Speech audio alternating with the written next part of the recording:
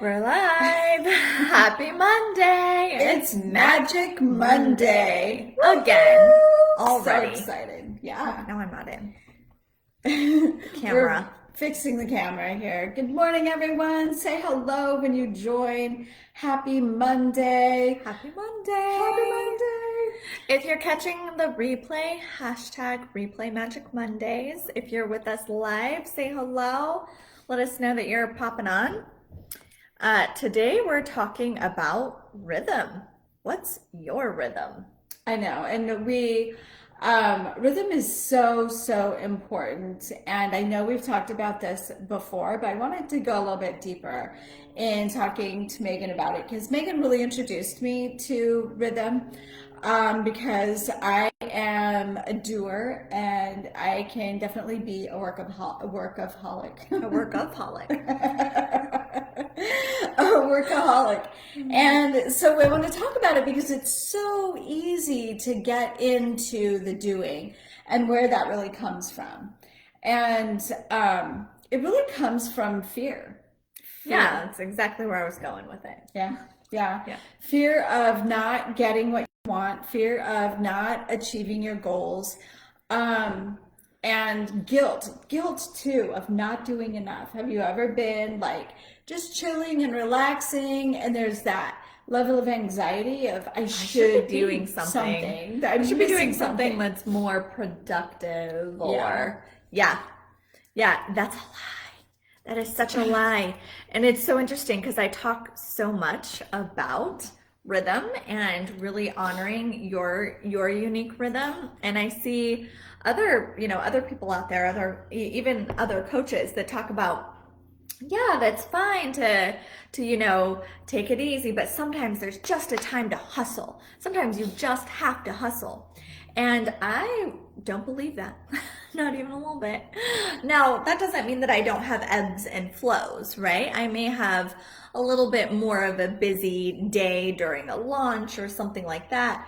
But in general, my rhythm is always being honored. And I don't believe that there is any time in which your sacrifice is going to pay off.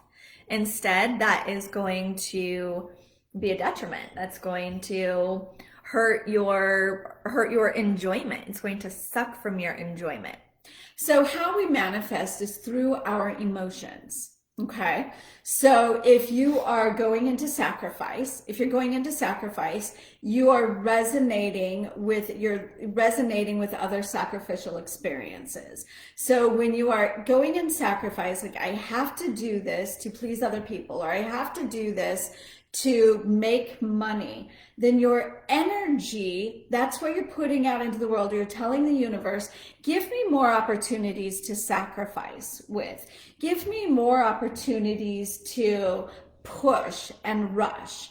And when what you really want is joy, when you are in joy, when you are enjoying what you're doing, when you are in a sense of confidence, and knowing that all of your needs are taken care of, then that is what you're radiating out to the universe. That I am joyful. Universe, send me more opportunities for joy. I'm taken care of. Thank you, universe. Send me more opportunities of being taken care of. That's what's so important. So when you're sitting back or getting the massage, or which I love to do, and I'm going to Pilates right now, and I put that throughout my day. I do some afternoon classes, some morning classes, and knowing that as I am deeply focused on that class and being 100% present in that class, that opportunities and financial support, everything is rolling in for me. Yeah. And now your self-care or your being in your rhythm may look different, right? Mine is not so much going to Pilates, but that is like a form of self-care for you, right? That really is a form of self-care. You feel great afterwards. And the only thing I want to talk about is manifesting through emotion. And this is where I make a little bit of a tweak, that the difference between feelings, which is our frequency, and emotion, which is a human reaction. So we actually were manifesting through our feelings, which is frequency. Our emotional state actually doesn't have much to do with what you're manifesting. Your emotional state is your human reaction to your life, right? To your circumstances. Now your emotion may determine how much you're enjoying what you're manifesting, right? But I don't want people to get caught up in the fact of, oh, I can't feel this sadness, or I'm going to manifest something horrible if I'm depressed at the moment, because our emotions is not what is creating. Our emotion is just simple human reaction to your living experience. It's our feelings. Now, sacrifice is not an emotion. Sacrifice is a feeling. It is a frequency. And so when you're in a state of sacrifice, you're perpetuating more opportunities to be in sacrifice again, right? We tend to repeat things. Yeah, we tend to. So if you're a martyr, if your habit is sacrificing, if your story, it becomes habitual. So the longer we hold that energy, the more we are manifesting that. So having a moment or having a reaction to your circumstances, we don't want to be afraid of our feelings or emotions. Number one, like, oh my God, I can't think that, I can't say that, I can't feel that. That's why we practice emotional freedom technique, to fully acknowledge where you're at and release and move through them. So it's never about being a victim to how you're feeling. Yeah. Yeah, totally. Cool. I just want to say hi to people. People have joined in. See, Hi, there's Dee. Jillian. Hello, Grandma, Debbie, Veronique, Jillian. Hello. Debbie. Oh, hi, Mom. Dee. Hello. I'm having a hard time scrolling. I'm doing because it's not my computer. You should be doing it. It's not mine. I don't know how to work it the way mine works. So it's really important to not get into a state of fear and think, I need to do this. I have to do that. I have to be grinding. It's that brings in, there's such a subtle shift in frequencies, right? So if you're like, I have to do this, I have to do that, I have to grind, then that puts us in the energy of chasing our manifestations. Yeah, I think it would be a really awesome idea for you to tell your cool story of the recent month of like shifting your rhythm. Oh, okay. Yeah. It's a good story. That is a really good story. So, Megan is, I've shared that Megan is one of my coaches. She's always guiding me. And because she can see how quickly I can get into the doing and overworking and all of the time. Hi, Diana. So glad you're here. Hi, Anna. And she was telling me, Mom, you have to find your rhythm. And she told me, she was like, okay, now that you've done that, go take a bath or something. I'm like, in the middle of the afternoon? That's all wrong. That's where I take all my baths. That's all wrong. In the middle of my work day. And just receive. And that's why I've integrated doing my Pilates and my self-care during the work day, like really splitting it up, because I start going and then I just keep going. And I don't want anything to break my stride. And so, but Megan coached me on this and said, break it up. And I've had my highest month in my business and in our business than ever before in my entire career of almost 20 years of being self-employed. Now, I did not just exceed, I almost doubled my goal, almost doubled. What is the percentage? I made 50% more than I planned. So reaching my goal would have been 100%. So I did 150% so far this month. We still have 3 more days left in this month. So I actually... By working less. That's what I was going to say. I actually worked less.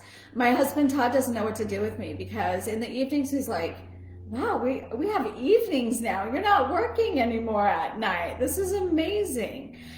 because I would literally work all day, take a break for dinner, and then go back to work. Oh my God, I can't even imagine. Ugh. And work weekends. I mean, Yes, Todd knew. definitely worked weekends. Todd knew, like, okay, every Saturday morning, every Sunday morning, I wanted time to work. So I was working 7 days a week. So I totally cut that down, creating more joy. I have more clients than I've had in years. And it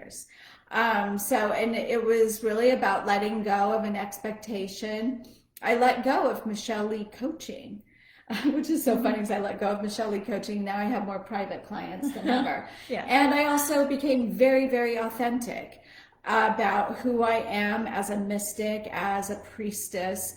But that's like part of honoring your rhythm, right? Yes. You didn't even have time to be who you authentically were true. in all of the hustle. Right? So there wasn't, and when you were doing so much of the magical work, which we do here in Practical Magic and Sophia Mystery School, it was like a thing that you did. It was a hobby. Right? but not a hobby. It was like a thing that you did in your routine. Instead of being fully present and it wasn't. It was like, okay, now it's checking time for the box. Right. Now it's time for practical magic, like to live magic in my life, and now it's time to do this, and now it's time to do that. Now I'm 100% magic all the time. Yeah. All the time. My grandkids, we did pendulums this weekend. I had Megan's kids and Samson. Remember those little paper things? I mean, did you do them? The little fortune tellers? Yeah, the little fortune tellers. You make them out of paper and you go back and forth and the kids choose a number. And Samson was making fortune tellers and I go, do you want to see a real fortune teller? And we pulled out the pendulums. I taught them how to use a pendulum. Samson and Salem both loved it. So they're getting their own pendulums tomorrow. Yeah, so I can't wait. Ordered them. He's like, when does my pendulum get here? First question this morning. When's my pendulum coming? I have questions. Yeah. So so totally just being 100% authentic. And that authenticity being around my daily schedule too. And letting myself have ease and grace every day, being in ease and grace instead of grind and hustle and hurry and going to the next thing. It's about enjoying every moment. So that's why we really wanted to talk about finding that rhythm today. That's where your magic is. It's where your magic is. It's not this separation that we were taught. Monday through Friday, it's grind. And then Saturday and Sunday, you get to do what you want to do. It's doing what you want to do every day, honoring your soul's purpose and your rhythm daily. And that's where you thrive emotionally, spiritually, and financially. Yeah, totally. Your rhythm is so unique. And I think what takes people the longest to shift into their own rhythm is actually the fear of, well, what am I going to be losing if I'm not working so hard? And here's the thing, it's those hustlers, the people that are working so hard, that are overworking, that are afraid that they're going to be missing something, and they're already missing so much, right? And they're already typically like not hitting their goals. And they're thinking, well, if I work less, then I'm going to even hit less of my goals, or, whatever the hustle looks like. You could be a stay-at-home mom and be in the hustle, right? I remember being a stay-at-home mom, and it was, okay, finish this task so I can get to that task, so I can get to that task. And it was also, I could get to the end of the day. Yeah. Right? It was like, okay, I just need to get all this done in this way so that then I'm complete for the day. But then the day is over, right? And all I've done is check the boxes, fed the kids at a certain time, cleaned the house at a certain time, and I was still not in the magic of it. So whether you have a career or a business or you're a stay-at-home mom, whatever this looks like for you, you can live your rhythm. You can live your rhythm. And that's where you prosper the most. Know that. You're not giving anything up by living your rhythm. Nothing. Yeah. And there's nothing on the outside that can actually force you to not be able to live your rhythm. Like, I'm imagining people saying like, well, I have to work 9 to 5. Well, here is what I'm thinking of. When COVID hit, and my kids were suddenly home, and I'm, launching a business, and now they're not in school, and I have no childcare, right? Everything was shut down for months at a time. And I was thinking, well, now I can't live the life that I want. Like, there's no way I can run my business. I have my brother who would take them to the park for 2 hours a day, and my mom who would do the lunch routine for 1 hour a day. So I had 3 hours a day to run. Uninterrupted working. Of uninterrupted working. Yeah, 3 hours. And I don't know that I would call it uninterrupted, right? Because they were still coming in and out of the house. I could hear them. They would want to show me stuff, right? So I had 3 hours of help where someone else was really taking care of the kids. But they were still at home, like in my sphere, right? And that's when, we had a lot of conversation about this wouldn't happen if it couldn't happen, right? I wouldn't have the desire to run my business and to work from home. All that was great. I just didn't expect the kids to be home if it couldn't happen. And that was when I learned to take full-time work and condense it into 3 hours a day. And my income has only gone up from there, and my hours have not gone up. Yeah. My hours have not gone up. And now, we're not in COVID, so the kids are back to school, but that is where I tapped into the magic, right? That's where I was like, okay, I have this desire because I deserve to have it, right? It's not just something I get to think of and not have. But the Matrix was saying, nope, you can't do it now. Now you have kids at home. Now you have to reorganize your priorities. Your rhythm no longer matters. Now you have to figure out other people's rhythm, right? You have to figure out how to live according to them. And instead, we really made it work based on my rhythm still. You found your rhythm. You actually found your rhythm in that. I really agree with that. I would say that, yeah, I really agree with that that was a huge turning point where I realized that I too had been overworking and over hustling, even though I don't really go to that too much, but I was working probably 6 hours a day, and that's not my rhythm, right? Like that still exceeds my work to family to personal ratio that works well for me. And how you recognized that was when you would extend your day to 6 hours, you would feel that restriction. Right? Oh, I even feel it just thinking about Right. it. It's like hard to breathe, tight in the chest, not enough time. It was Yeah. constriction. So Yeah. notice that. Notice when you start feeling that constriction in your body as opposed to expansion, right? Because it feels expansive for me to work a couple of hours and then go to a late morning Pilates class and just focus on my body, core, I mean, Pilates, if you've done a Pilates, it takes a lot of mind work. Thinking about, oh, I've got to keep my core tight, so I'm totally in that 100%. And then I come back and I get into the groove of serving and taking care of my clients and that kind of thing.